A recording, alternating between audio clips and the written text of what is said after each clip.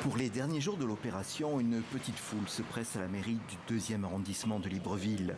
Le gouvernement gabonais a décidé d'une campagne de délivrance d'actes de naissance et des travailleurs sociaux ont été détachés pour aider les demandeurs. Joseph Mikimo Mhumbi espère pouvoir faire enfin établir un acte conforme pour son fils. Celui-ci est aujourd'hui âgé de 40 ans. Au sortir de l'hôpital, il est tombé gravement malade. Je me suis occupé plus tôt pour sa santé. Ce n'est pas que j'ai oublié de le déclarer, mais compte tenu de son état de santé, ça m'a perturbé. Je n'ai pas eu le temps d'aller faire la déclaration à la mairie. Selon un recensement de 2008, 11% des Gabonais n'ont pas d'acte de naissance. Un lourd problème pour les citoyens concernés qui ne peuvent obtenir leurs droits ou faire des démarches administratives. Même les enfants sont gênés dans leurs études. Pour nous les parents, effectivement, c'est un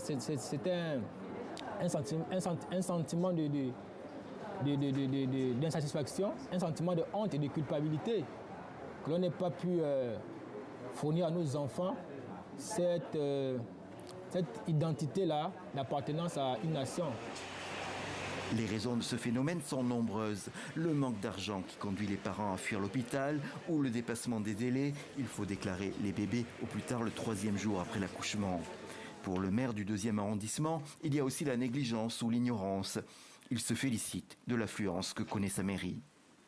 Je prendrai le cas de celui que nous avons déjà reçu ici, qui avait la soixantaine, mais qui n'avait pas d'acte de naissance.